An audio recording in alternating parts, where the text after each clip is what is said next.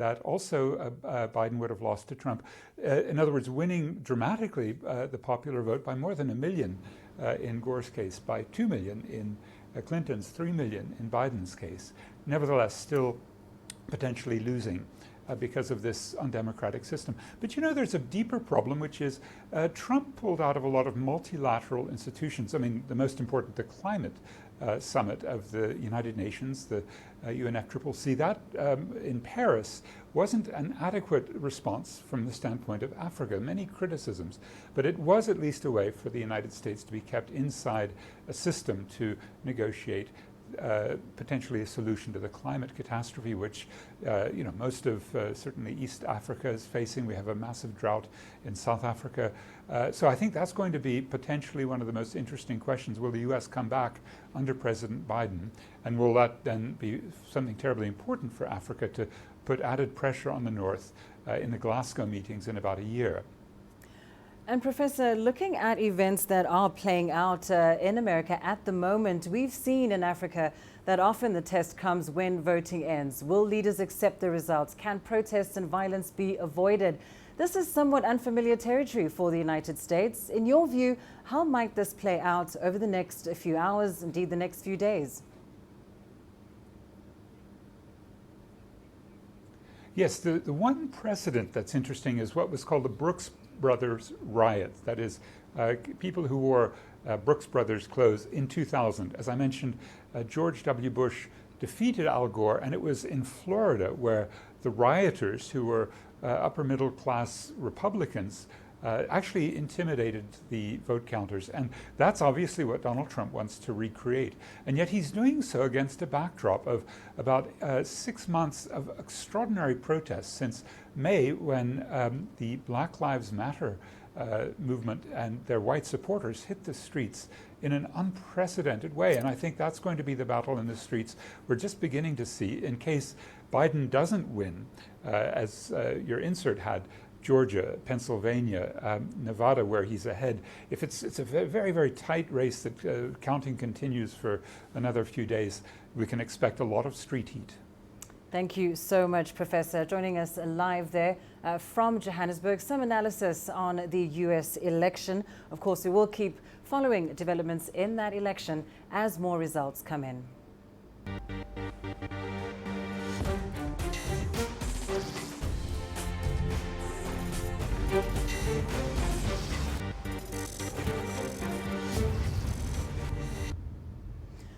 Well, let's turn our attention now to news coming out of Ethiopia. The country's defense forces have continued operations against what the government has called the rogue leadership of the Tigray state.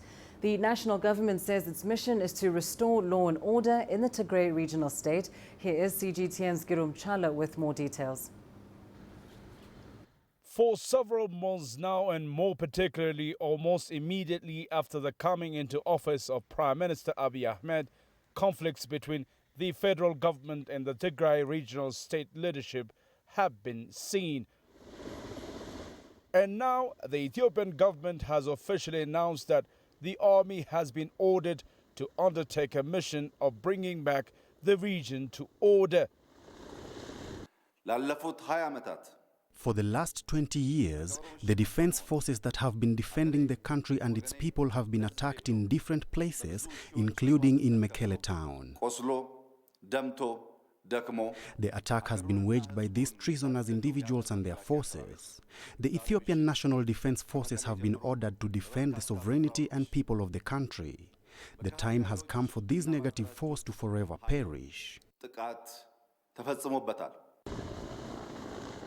Government sources say the military mission in Tigray has continued all day Wednesday and is still going on. They have also said that precautionary measures will be taken to ensure minimum casualties. All responsibilities will be taken care of, and then be cautious for not to have more casualties. And due respect and care will be taken to also engage the Tigray people to liberate themselves, not to be victims, and serve as a shield for the small colluded gang of the PLF. The Tigray regional state's leadership has said that the federal government is unlawfully and unconstitutionally waging war against it. The government said the leadership of TPLF, the regional party in power, has tried to sabotage the reforms in the nation. The treasonous group has been using the people of Tigray as a cover for a long time while attempting to dismantle Ethiopia and make it a weak nation. It has been plotting several acts so many times before. Now it has come to the worst end of it all. We call on the people of Tigray to be part of history and avoid any solidarity with this group. On the other hand, the international community, including the African Union and the United States, have called for calm and asked for dialogue to resolve the current internal conflict in Ethiopia. They said de-escalating the situation must be the priority at the moment. Gurumchala, CGTN, Addis Ababa, Ethiopia. Well, let's get the very latest now on events in the Tigray region. We are joined live by CGTN's Gurumchala in Addis Ababa. Gurum, you mentioned in your report that this military action in the Tigray region started on Wednesday and has continued into Thursday. Just tell us what is happening at the moment on the ground. Good afternoon, Lindy from Addis Ababa. Here in the report, we have also talked about the continuation of this military mission being undertaken by the Ethiopian Defense Forces. And that mission has continued today, Thursday as well. In the morning, we've got some updates about the different confrontations that are heard out of the Tigray regional state between the special forces there and the Ethiopian army itself. The Prime Minister has also addressed the nation for the second time, Lindy, and he has talked about the importance of this mission and some of the victories he said have been achieved so far. He said the defense forces have managed to protect their territories, their barracks, from the attempt of looting of several guns and heavy machine guns at the same time. And he also talked about the importance of the people of Tigray coming together and supporting the Ethiopian National Defense Forces as they were also protecting them for the last 20 years. Just to add some point here, the Ethiopian northern tip has been, facing several security challenges. The war with Eritrea was one of them, and that defense force was, seated there for the last 2 decades. And now the war is happening between them and the people they have been protecting for a long time. This is really a serious situation, Lindy, and that's why today we have also heard that the Ethiopian Parliament has endorsed the decree of the state of emergency in the Tigray regional state, which, by the way, is going to prevent so many things from happening in that area until peace and security is achieved. One of them is the issue of curfew and the mobility restrictions at the same time. So this is an internal conflict. So many people are still asking for dialogue to be the solution instead of war. Unfortunately, the conflict and the battles are continuing, and we're also following up to bring you the latest from the country. Thank you so much, Gurumchala, live with us there from Addis Ababa. Well, time now for a short break. Here's what's still ahead on the program. Coming up, Chinese President Xi Jinping calls for cooperation in the world economy's recovery bid. And Nigeria says it's spending about $13 million a month to cater for millions displaced by a decade-long war.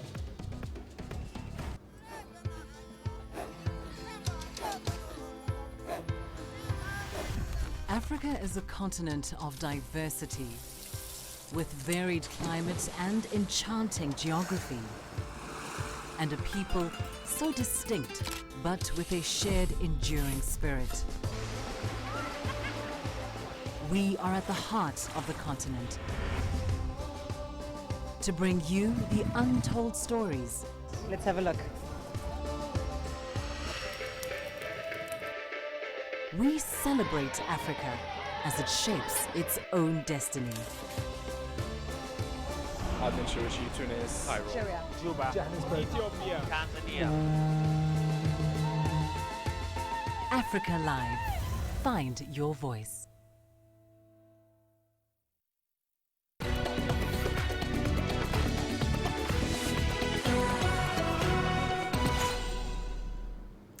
Now to the annual China International Import Expo, which is underway in Shanghai. President Xi Jinping spoke at the opening ceremony, calling on countries to build an open, inclusive and balanced economy. This year's Expo features 6 main sections covering food and farm products, cars, smart devices, consumer goods, medical equipment and healthcare, as well as services. The event has attracted around 400,000 buyers and more than 110,000 companies and organizations. Li Jingyi has more.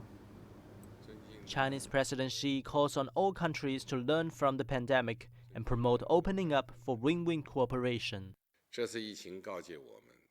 The pandemic reminds us that all countries are a community with a shared future, and no one can stand alone in the face of major crises. We must adhere to the concept of win-win cooperation, prioritize the common interests of all countries, and promote economic globalization in a more open, inclusive, balanced, and win-win way. The week-long event provides a window for recognition of foreign products and gives domestic consumers more choices. President Xi said over the next 10 years, China's import volume for goods and products could exceed $22 trillion. China is a huge market with the greatest potential in the world. Made in China has become an important concept in the global industrial supply chain and has made positive contributions. China's vast domestic market will continue to stimulate its potential for innovation.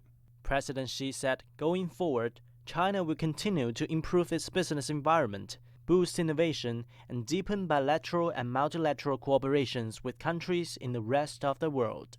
Li Jingyi, CGTN. Well, following President Xi's speech, CGTN got some reactions from some of the exhibitors. We were so impressed about President Xi's speech yesterday.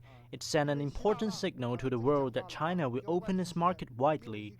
As a German company in China, we have benefited a lot from China's opening up. We will expand our investment here, especially in research and development. We have great confidence in the Chinese market. China has become the most important market for us. We have just invested $150 million in China. Next year, we'll land our biggest overseas headquarters in Shanghai, which will be a good opportunity for investors. And we find this a very good venue to introduce our imported products. We have a factory in China where we're producing already, but we still import a lot of machines. And this is a very good event here to show the imported products. I think the Chinese market is the first market that really opened up. So I really think that the Chinese government had the pandemic well under control. So it was the first. They did a very hard lockdown at the beginning, especially in Wuhan. And afterwards, they found a way how to open up the economy. And now you see the results. The Chinese economy is the strongest one at the moment. It's the first one that opened up. And we are almost back to normal now. Well, as the 3rd China International Import Expo kicked off in Shanghai, South African President Cyril Ramaphosa expressed his appreciation to China for hosting the event. He also touched on the importance of the Expo for South African companies. Allow me to begin by conveying my appreciation to President Xi Jinping and to the People's Republic of China for ensuring that this 3rd International Import Expo takes place despite the challenging times and circumstances in which the world finds itself. South Africa has been a regular participant since the very first Expo in 2018. We have been ably represented by our established companies and export councils from a number of sectors of our economy, such as agro-processing, chemicals, infrastructure, and ICT. China is a long-standing and valued trade partner of Africa. It is therefore my hope that at next year's Expo, we will see even greater numbers of African companies participating. Let's now go to Cameroon, where gunmen have carried out 3 attacks on schools in just the past 2 weeks. 11 teachers are said to have been kidnapped at a school located in Kumbo on Tuesday. The events follow killings conducted 2 weeks ago in another town where gunmen raided a school, killing 7 children. The country has been experiencing tension between the government and separatists who want secession of the Anglophone region from the Francophone Cameroon. So far, no one has claimed responsibility for the school attacks. Well, for more on this, we're now joined by Franklin Sonbayen, a journalist from Cameroon, for more details. Franklin, thank you so much for joining us. Now, we know that there has been a separatist movement in Cameroon for a number of years, but when we see 3 attacks in the space of just 2 weeks, we have to ask, what is the trigger behind these recent attacks? It's difficult to tell. This is a very tricky situation. You just said a separatist movement, but there are several groups which don't answer to the same command. So it's hard to tell who is behind all of this, as well as it's difficult to tell whether this is all coming from the separatist movement as in the body of groups that are militating for the separation of the English-speaking part of the country. It's hard to tell who is really behind this because there are certain indicators that give lots of gray areas and areas of doubt, so that it's hard to pinpoint really who is responsible for this. And if at all, if it's from the separatist movements, which of the groups is responsible, it's hard to tell. And Franklin, how then is the government responding to the security situation in Western Cameroon? The government, I'm sure, should be amongst those very shocked by this if they are not responsible for it, because let me just underline this, and I'm not talking about the government officially, but we're saying that, and I'll come to your second question, in times of war, and a war like this one, which is called asymmetrical warfare, you have lots of subterfuges, you have lots of things happening by people you can't tell. Now, when they say that unidentified gunmen have done something in Cameroon today, the understanding by many is that it's the separatist movements who have done it.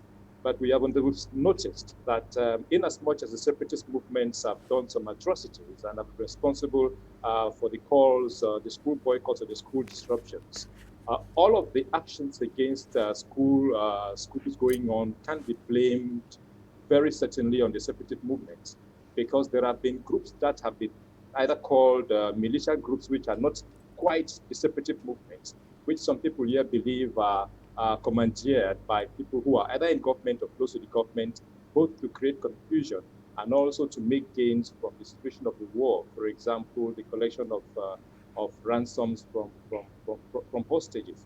So there is a lot of confusion right now about who is doing all of this. Now, to say, how does the government respond to this? The government are giving the impression that they had this situation under control.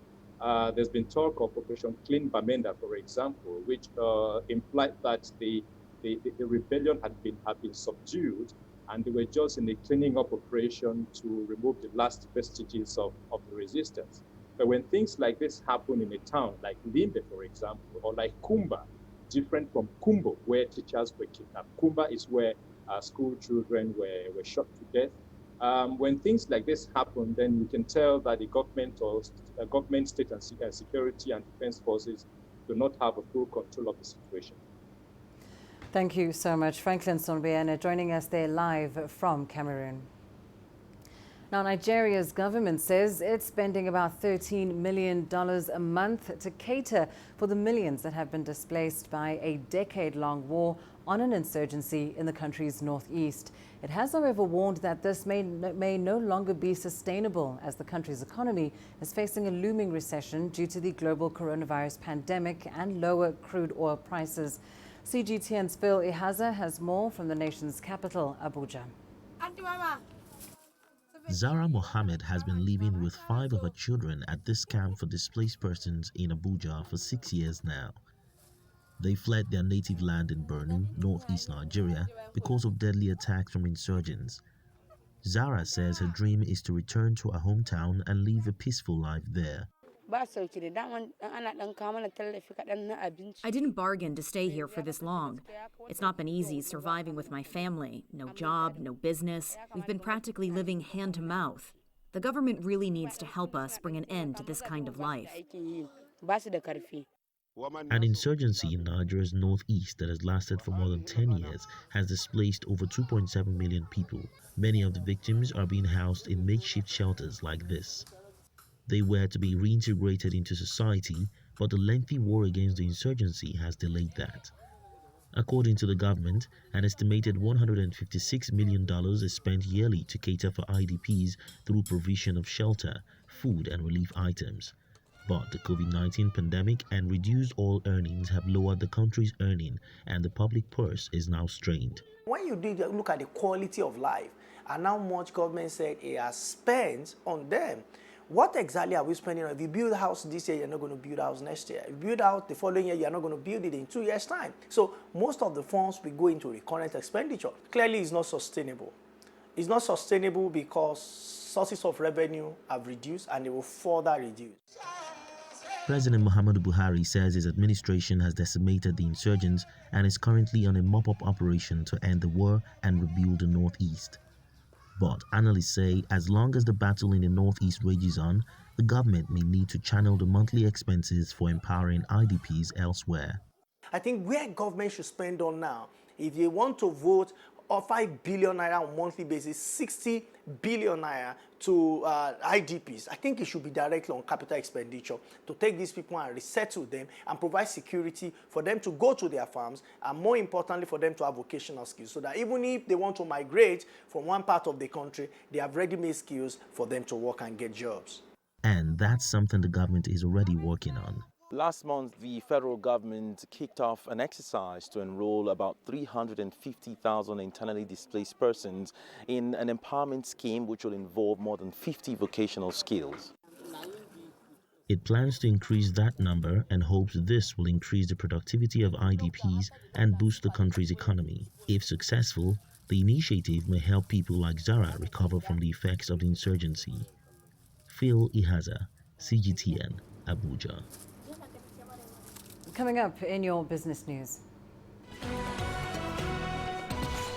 Around 120,000 jobs on the line as South Africa switches focus to renewable energy. And the COVID-19 pandemic causes further delays to Nigeria's infrastructure projects.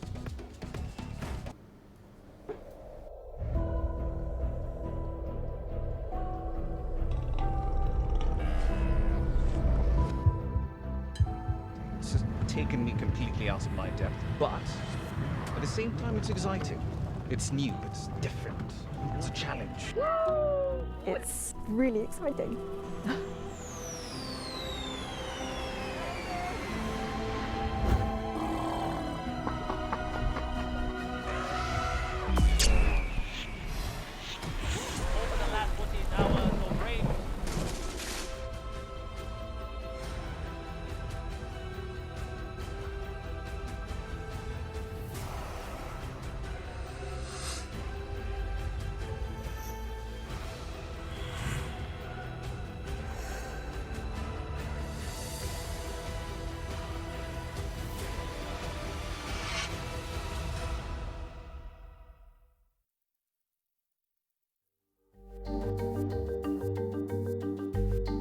Africa Live. Find your voice.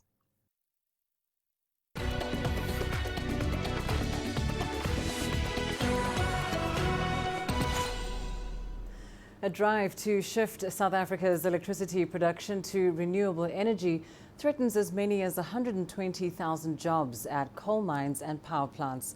A research consultancy firm says the transition could also threaten economic activity in at least 4 municipalities with a population of more than 2.3 million people. South Africa produces almost all of its electricity from a suite of coal-fired power plants run by Eskom Holdings in Mpumalanga.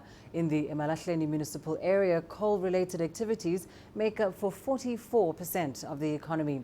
Coal mines and power stations are more labor-intensive than renewable energy plants.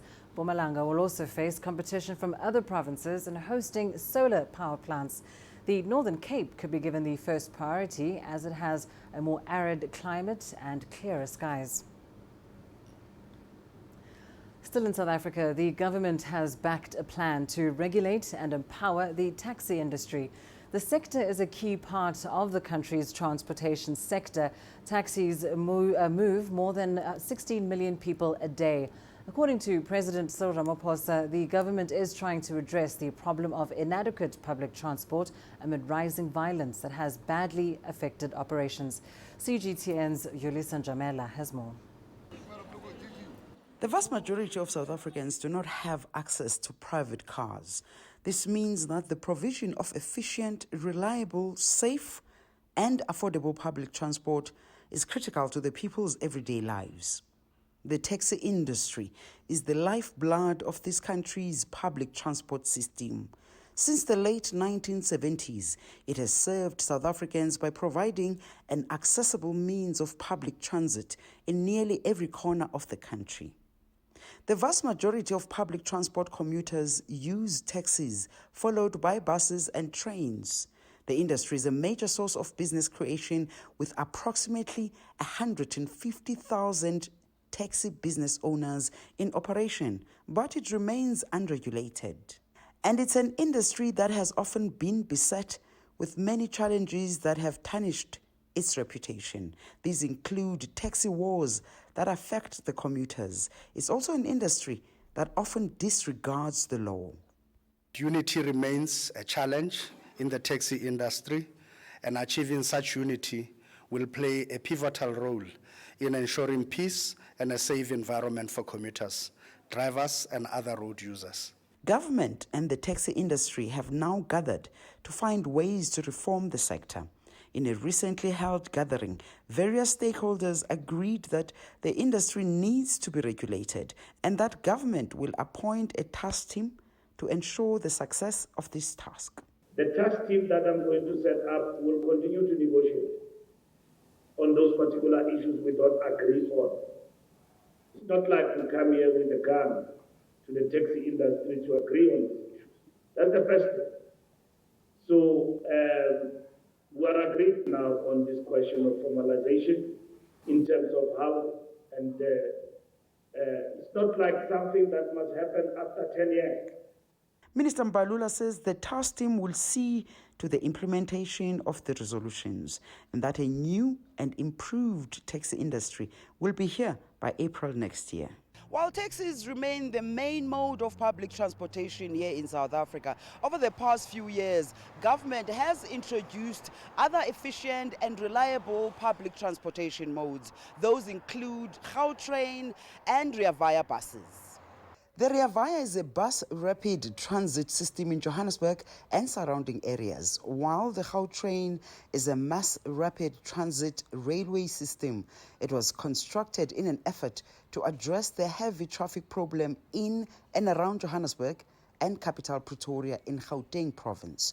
Yulisa Njamela for CGTN in Johannesburg, South Africa. Despite the easing of restrictions, the COVID-19 pandemic has slowed down some key infrastructure projects in Nigeria.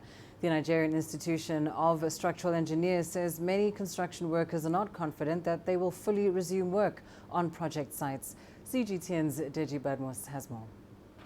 If there's one signature infrastructure project in Nigeria that has been badly impacted by the COVID-19 pandemic, it is the country's railway project, specifically the $1.6 billion Lagos-Ibadan railway project.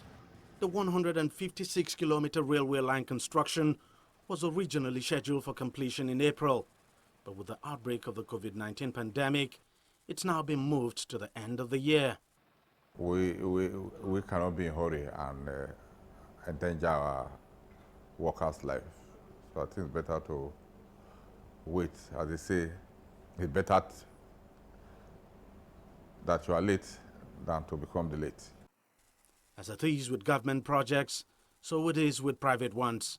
Shortly after the outbreak of the pandemic in Nigeria, the government shut down all construction sites as a means to check the spread of the disease. And even though it's been several weeks now since construction sites were allowed to reopen, developers are counting their cost. We're developing an estate. It's a beachside estate, and it's basically sites and services. Now, the COVID has literally changed our delivery timelines. And being a project that is on a bank loan, it's really been very difficult. And right now we're trying to look for how to make up lost time, and make sure that we're able to deliver what we promised to our subscribers. So it's really been tough for everybody. And just when we're getting off that, we got into the whole protests and lockdown again. So it's really been a turbulent year. The drastic impact of COVID-19 pandemic on infrastructure has been very devastating. I'll put them into three categories. One is the development of infrastructure, two is the construction of infrastructure, and three is the operations in the construction of infrastructure in Nigeria. In the three categories have been grossly affected by the pandemic and the lack of work to be done during the period in which the pandemic have ravaged the whole world. For now, work is yet to fully resume at many infrastructure project sites across the country. Added to that is the devaluation of the local currency, which has driven up the cost of construction. One of the major challenges on projects right now is the foreign exchange. So a lot of procurement work has to be redone in terms of the project, re-evaluation of the projects to know whether the costs that were put on projects before the pandemic started is also being worked on to know whether the cost implication is going to be able to go around the projects that has been done. It's indeed a tough time for infrastructure development at the moment. Experts say it will be a while before some sense of normality returns to one's thriving industry. Deji Badmos, CGTN, Lagos, Nigeria. Libya's daily crude output has climbed to 800,000 barrels, and the country is now targeting 1.3 million barrels by early next year. The reopening of the last of Libya's oil fields and ports has prompted a resurgence of the energy industry, with the OPEC nations' daily production jumping from less than 100,000 barrels in September. Here's CGTN's Yasser Hakim with the details. Reaping the rewards of peace and stability, 800,000 barrels daily production is an 8-fold increase since a ceasefire took hold over a month ago. According to the chairman of Libya's state-run National Oil Corporation, Mustafa Sanallah, the North African nation is targeting to pump 1 million barrels daily next month, before accelerating to over 1.6 million barrels daily by the end of 2021. Libya's daily production reached 1.3 million barrels per day in 2018, and it could easily achieve over 1.5 million barrels on one condition. That's if peaceful negotiations and ceasefire continues. A military conflict will halt production, just like what happened throughout 2020, and this can further damage the economy. Libya's current oil revenue exceeds $12 billion. Half of it is paid as salaries to state employees. About $2 billion goes to the rival Tobruk government in the east, and the rest to the National Accord government and the state budget. Officials, however, say the income is not enough to cover its budgetary needs or the state's expenses. Unfortunately, one of the big mistakes of Muammar Gaddafi is that he made the country dependent only on oil revenue, yet it has a lot of potential in tourism, for example. Also, Libya oversees 2,000 kilometers of seashore. This could create a huge fishing industry that could garner billions for the country. Good use of its seaports could make it a regional trading hub in North Africa like Egypt. There is a lot of revenue sources to create. Analysts are hopeful that the political rivals will broker a permanent peace deal to allow more oil production. The country with the largest oil reserves in Africa will need the extra revenue to jumpstart its rebuilding process after a decade of internal fighting. Yasser Hakim for CGTN, Cairo. Well, let's take a short break. Here's what's still ahead on the program. Fans will have to wait a little longer as the Cairo International Film Festival is postponed amid coronavirus restrictions. Situated in the Winelands region of South Africa, Wellington is the only town apart from Cape Town where minstrel troops celebrate New Year, a culture that's been around since the days of slavery. The carnival brings joy and a sense of belonging to the many communities where alcohol and drug abuse are rife and half the youth is unemployed. Music is a sweet thing. Music brings people together. Music will stop violence. Concerned community members believe that by encouraging the youth to join in this vibrant tradition, they will follow an alternative path to a more positive future.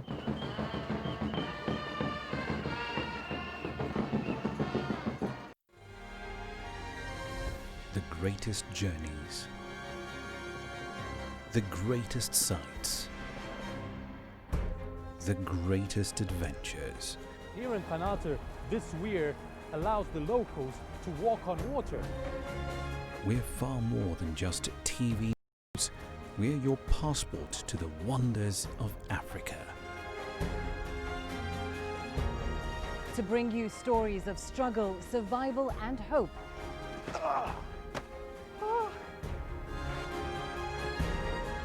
So let's explore.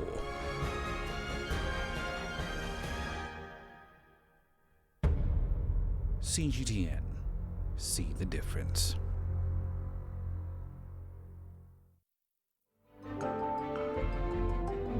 Africa Live. Find your voice.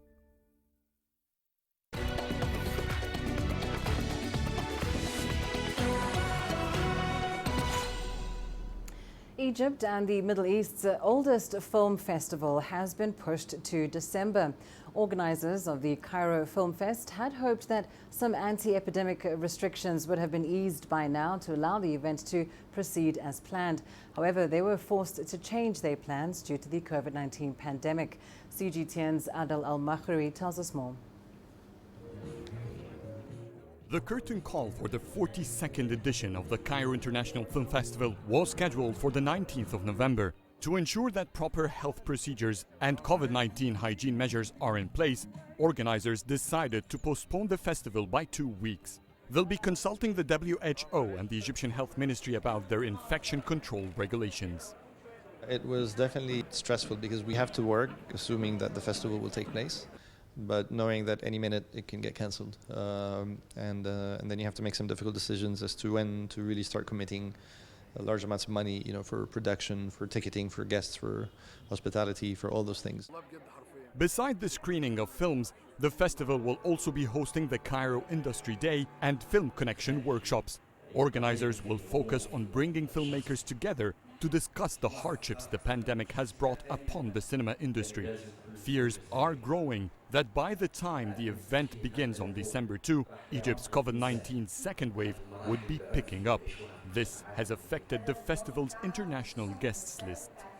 It's affecting our ability to attract some top talent, filmmakers, actors,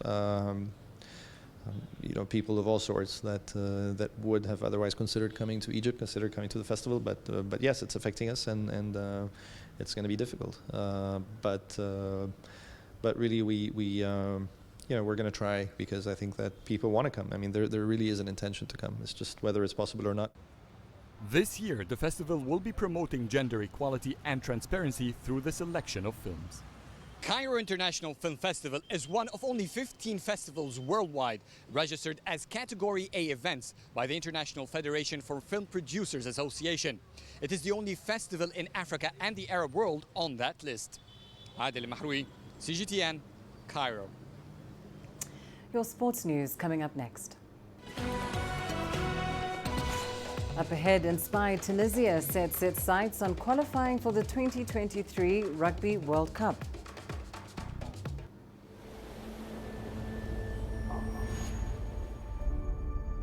How would you create your legend?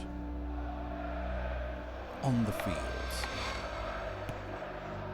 on the tracks, in the arenas of Africa. Were you born to be a player? Could this moment be yours?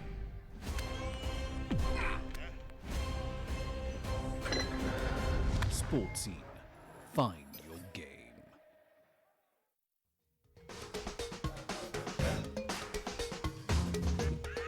Africa Live. Find your voice.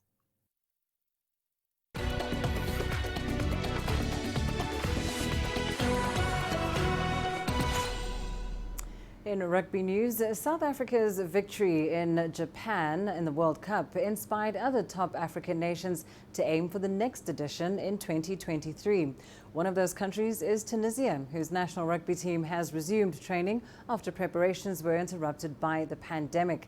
The country is ranked 39th in the world with over 15,800 registered players and 72 clubs. Here's Adnan Chouachi with more on their hopes. Noureddin Amara is the technical director for the Tunisian rugby team. Amara supervises the training and preparations of dozens of domestic and international players who dream of qualifying to the Rugby World Cup 2023. The interruption of training due to the pandemic did not prevent the players from following a strict program at home set by the Tunisia Rugby Federation.